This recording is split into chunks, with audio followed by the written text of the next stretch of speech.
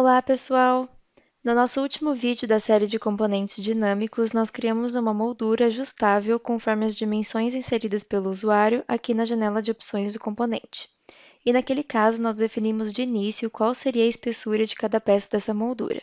E por espessura, eu quero dizer essa largura aqui da peça no eixo X ou Y, dependendo da posição dela. Nesse vídeo, então, a gente vai revisar um pouco do procedimento de criar essa moldura dinâmica, mas dessa vez eu também quero que o usuário tenha a opção de ajustar o tamanho das bordas. Então, eu já comecei com o componente geral, que é esse aqui selecionado, e dentro dele criei esses outros, que são as peças separadas, e esse fundo que eu dei o nome de tamanho moldura. Esse componente é totalmente opcional, então se você não quiser, não tem necessidade de ter ele aqui, mas ele pode ajudar a gente nesse processo só por ter um fundo que mostre a área em que a gente está trabalhando. Então, primeiro eu vou começar definindo as dimensões desse fundo do componente tamanho moldura, selecionando aqui o comprimento em X e Y. Então, eu vou começar inserindo algumas dimensões aqui. Eu quero que minha borda tenha 4 centímetros, que o comprimento seja 45 e a largura 30 centímetros. Vou clicar em aplicar e agora eu posso selecionar o campo da largura em X e colocar aqui que ele vai ser igual à largura do componente de moldura. E dando Enter, eu já vejo que ele ajusta aqui conforme as dimensões que eu inseri. E o comprimento no eixo Y, vou fazer a mesma coisa e selecionar a medida de comprimento da moldura.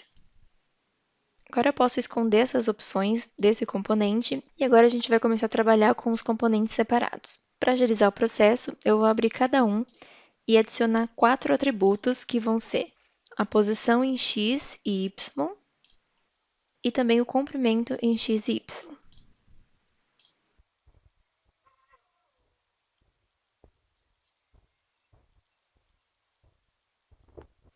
E agora nessa parte da gente começar a definir as posições e as dimensões de cada peça, eu vou passar um pouco mais rápido porque a gente já viu isso no último vídeo.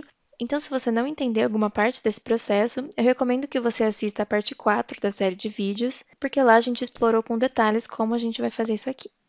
Então, começando pela peça inferior, primeiro eu vou entrar no componente e ver onde está a origem desse componente isolado. E como ele está aqui no canto, eu posso definir que a posição, tanto em X quanto em Y, dessa peça tem que ser 0 para ela corresponder à origem global aqui do componente todo.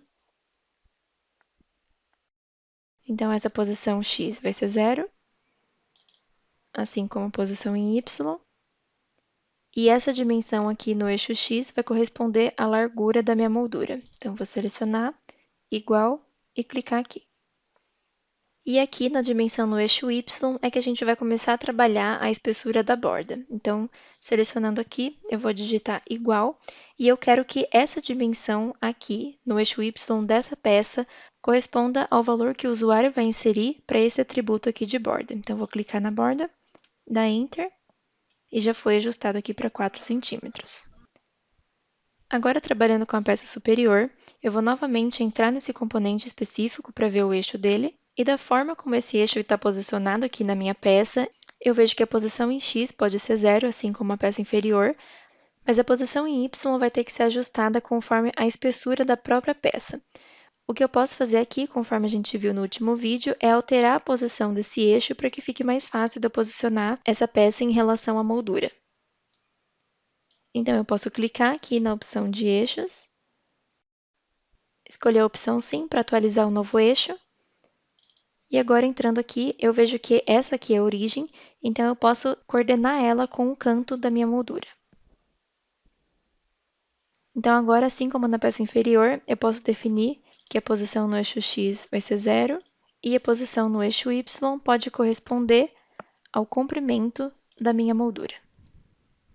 O comprimento no eixo X é a largura da moldura e, novamente, no eixo Y vai corresponder à minha borda. Agora, trabalhando com a peça do lado esquerdo, a gente define que ela sempre vai estar grudada aqui nessa aresta, então a posição em X vai ser 0, mas a posição em Y dessa peça vai depender da espessura que for definida aqui. Então, aqui a gente pode simplesmente dizer que ela vai ser igual à dimensão da peça inferior no eixo Y.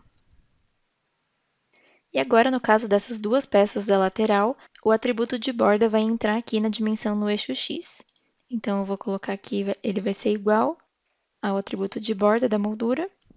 E no comprimento do eixo Y, a gente precisa lembrar daquela informação de que ele vai ser o tamanho da moldura menos 2 vezes as bordas. Então, eu vou selecionar o comprimento da moldura menos 2 vezes, então eu posso digitar 2, asterisco, e selecionar o atributo de borda. Por fim, para o lado direito, eu vou conferir onde está o eixo dessa peça. Aqui é mais conveniente que eu mude o eixo para esse canto. A nossa posição em X vai corresponder à largura da moldura. A posição em Y, assim como a peça esquerda, vai depender da borda. A dimensão dessa peça no eixo X é exatamente o tamanho da minha borda, então vou selecionar aqui o atributo. E novamente, o comprimento em Y vai corresponder ao comprimento da moldura menos 2 vezes a borda. E agora a gente pode conferir se tudo deu certo alterando os valores aqui, colocando valores arbitrários. E assim a gente tem a nossa borda totalmente dinâmica, em que o usuário pode controlar tanto a dimensão da moldura quanto a espessura das bordas. Então, para essa parte, a gente fica por aqui. Se você gostou desse vídeo, não esqueça de curtir, compartilhar e assistir os outros vídeos do canal. Até mais!